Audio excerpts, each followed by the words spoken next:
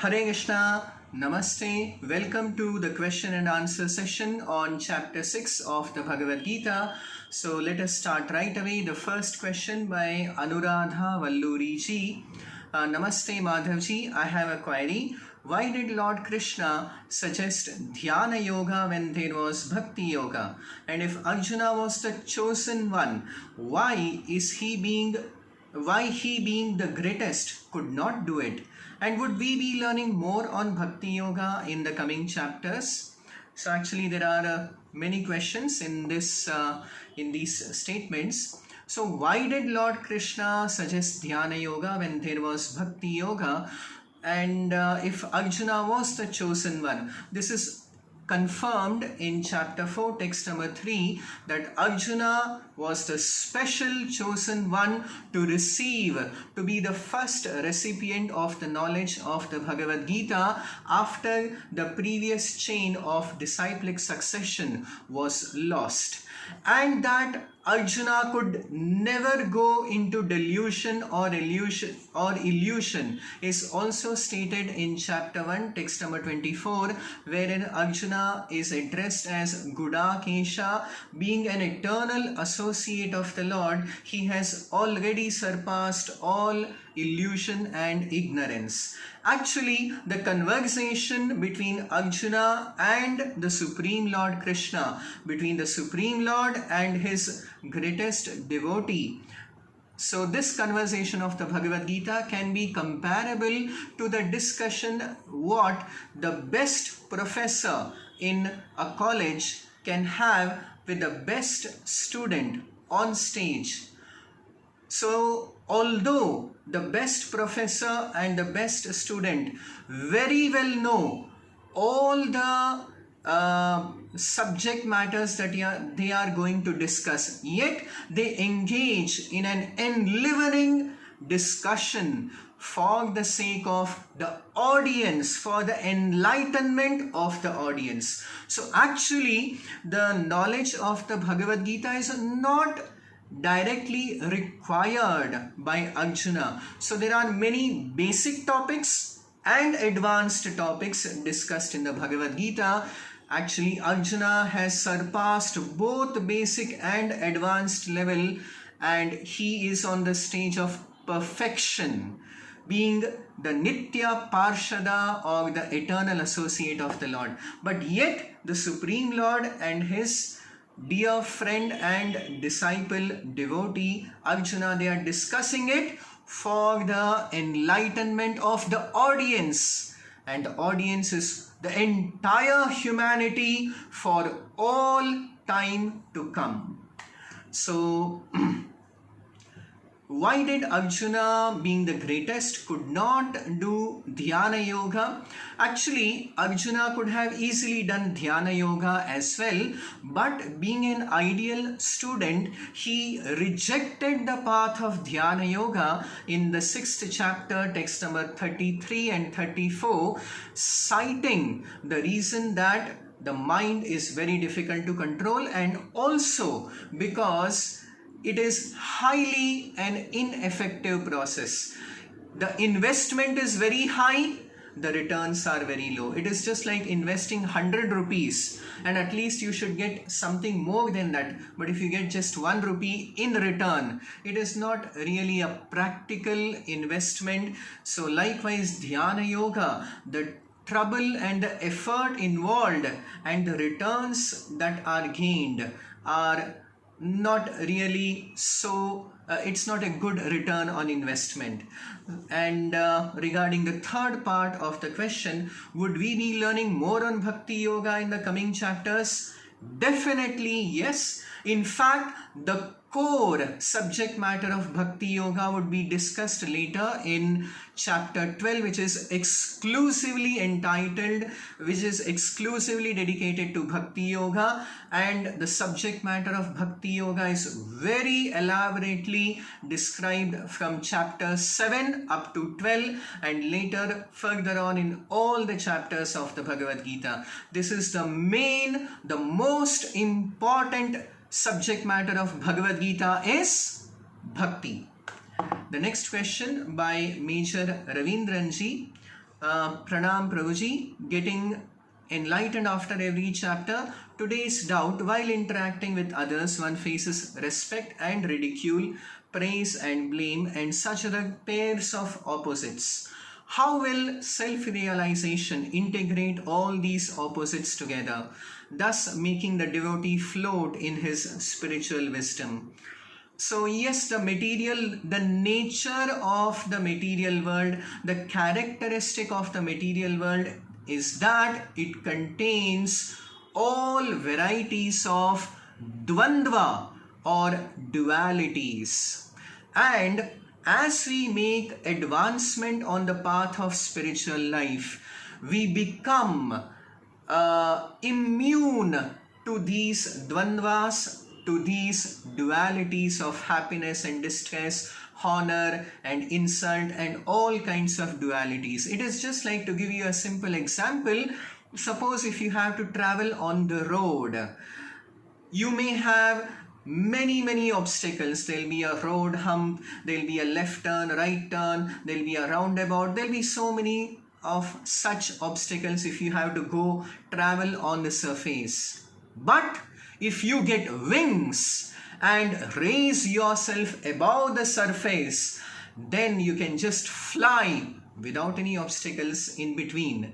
So whatever obstacles come on the surface are immaterial for one who has got wings and is able to fly high up in the air. So likewise, when we get the wings of spirituality, below us there may be all kinds of dualities and we become completely aloof. Our consciousness is raised to a higher level and we are unaffected by all these dualities of material existence. So how do we actually experience it?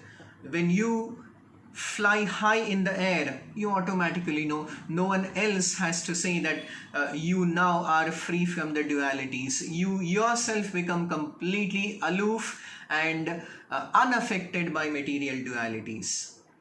The next question by Venugopalji. Guruji, your examples are super. Thank you very much. Thank you also very much. I have one question. As you rightly said, it is very difficult to control the mind. While performing puja or while chanting mantras also, we think about many problems in our life. It is very difficult to concentrate. Will God forgive our mistakes and accept our puja? So the answer is, God is the most merciful and compassionate to all the living entities. His nature is that of kripa and daya. So, just like when a child is trying to reach out to its mother, the mother is very compassionate towards the efforts taken by the child to approach it. And even if the child may commit a few mistakes, the mother overlooks such mistakes. Likewise, sometimes we may not be able to chant perfectly the mantras in the puja. So all that is not much regarded by the compassionate, merciful Supreme Lord. But what he looks for is, he is also known as Bhava Grahi Janardana. He accepts the bhava, the mood and attitude and consciousness with which we approach him. Just like sometimes we also have many devotees in China. In China, when they chant the Hare Krishna Maha Mantra, they chant it as Hare Krishna, Krishna, Krishna, Hare, because they are unable to pronounce Ra. They pronounce Rama as Lama. But Lord Rama, Lord Shri Krishna are so merciful, they disregard the mispronunciations and accept the feeling and the attitude, consciousness with which we call out to them with the chanting of the mantras. But if we are deliberately inattentive in chanting the mantras, that is not a good thing. That is considered to be an aparadha in the offering of our puja. So then we should follow the principle that is given in the 6th chapter of the Bhagavad Gita. Krishna says, Shaner Shaner Uparamed Yato Yato Dhavati. From wherever, and we should also be alert and vigilant to bring back our wandering mind from different places to come back to the spirit and the chanting of the mantra. The next question by Shweta ji. Namaste Guruji. Thank you for enlightening on the path of Bhakti Yoga. Any work we do today is said to be called as karma, and we work in full dedication, sincerely. Since there is a saying, what we do is what you reap. So is it not called Bhakti Yoga? Please justify. So actually, Bhakti Yoga is the most direct process of working in consciousness of the Supreme Lord. So how much ever, whatever else work that may do, without consciousness of the Supreme Lord, cannot be classified as Bhakti Yoga. It is karma.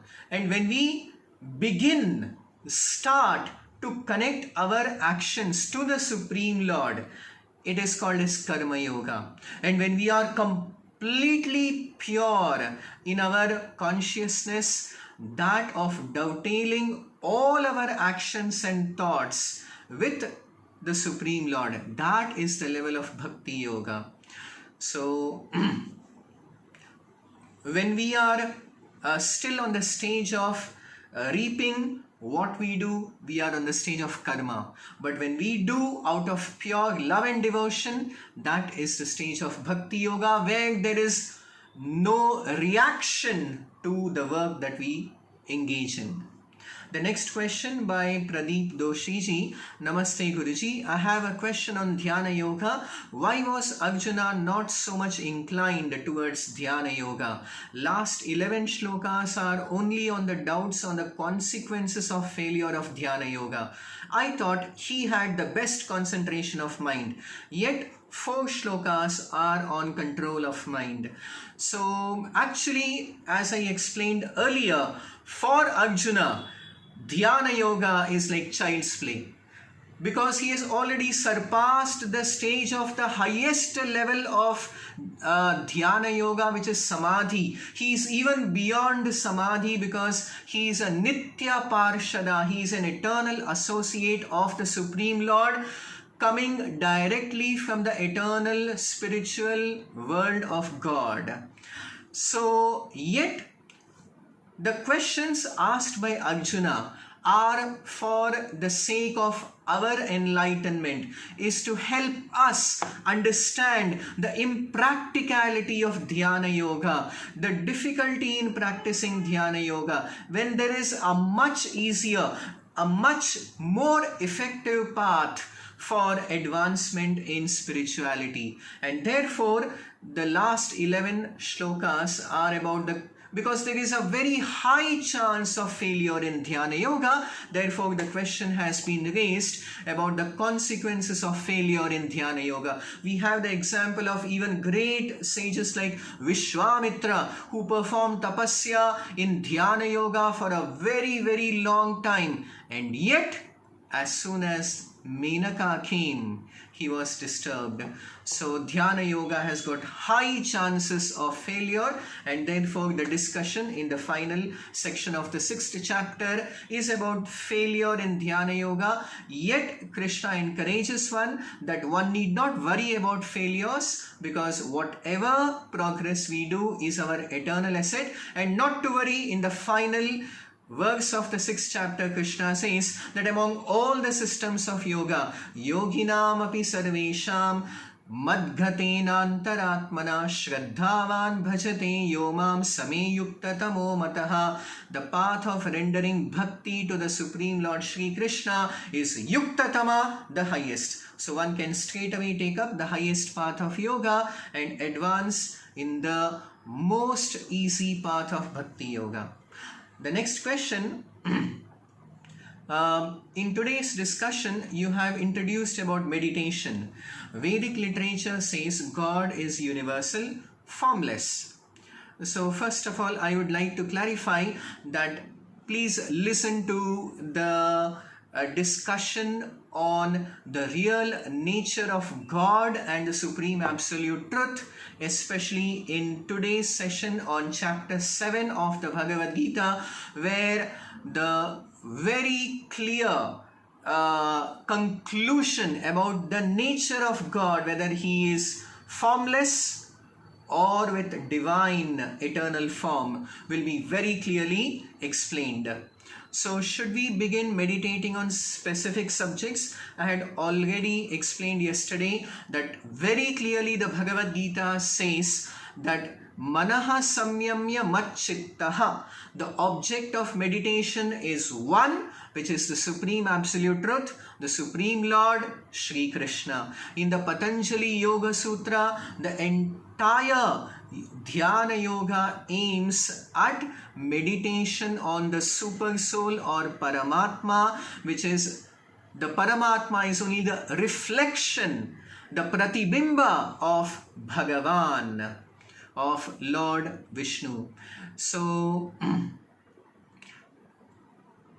switch over to meditating to formulas such as space. Who is the presiding deity of space? Like we have Dikpalakas for directions.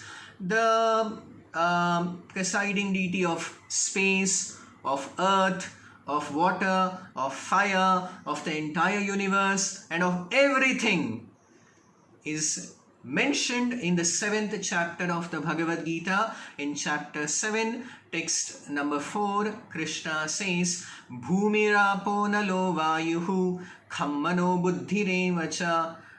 In Sanskrit, space is called kham or akasha, and Krishna says, Bhinna me bhinna prakriti rashtata. These space and all the various energies are my separated energies. So the presiding deity of space is also Lord Shri Krishna. And meditation means to meditate on the form of Paramatma in the heart, as given in Patanjali Yoga Sutra, or directly as stated in the Bhagavad Gita, Mat Chittaha in 6.14, to meditate on the form of Lord Krishna.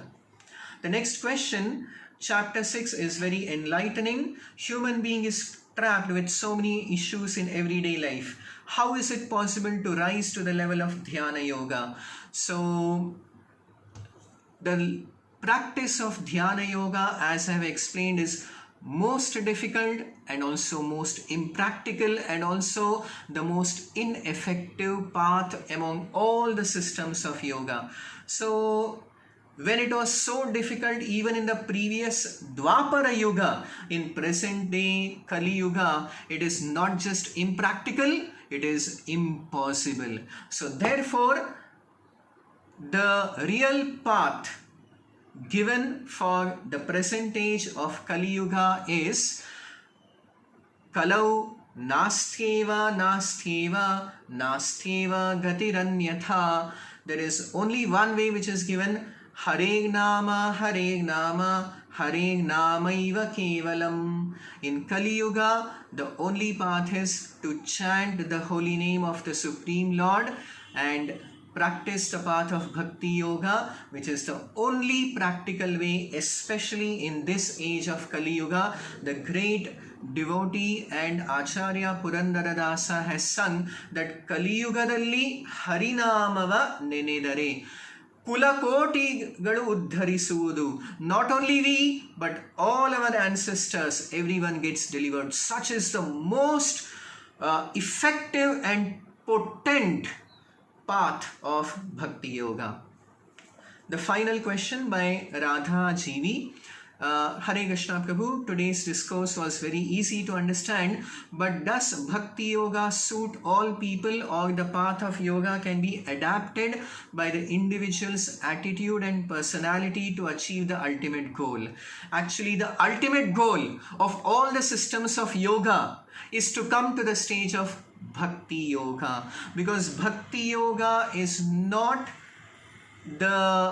it's not just the means, it is also the end. It is also the final end and goal of all the other systems of yoga. Finally come to the stage of Bhakti Yoga, and Bhakti Yoga is the only one path that continues even after moksha, even after liberation. After liberation, there is no karma, so there is no karma yoga. There is no need for dhyana yoga. There is no need for jnana yoga. The only thing that remains is Bhagavan, the Supreme Lord, Paramatma and Jivatma, and the interaction between Jivatma and Paramatma is Bhakti Yoga. So it continues even after moksha, after liberation. So in fact, when Krishna declares in Bhagavad Gita 6.47 that among all the systems of yoga, the highest, the topmost is Bhakti Yoga.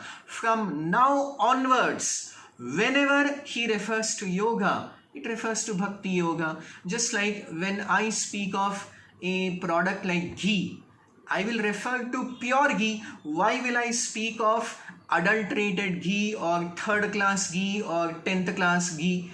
I would always, whenever I say ghee, I would refer to the pure form of ghee. Likewise, from now onwards, especially from the 7th chapter onwards, whenever the word yoga is used, it refers to the best, the highest, the first class, the actual system of yoga, which is Bhakti Yoga. Thank you very much. Please do join us today evening for the discussion on the 7th chapter of the Bhagavad Gita. Thank you very much. Hare Krishna.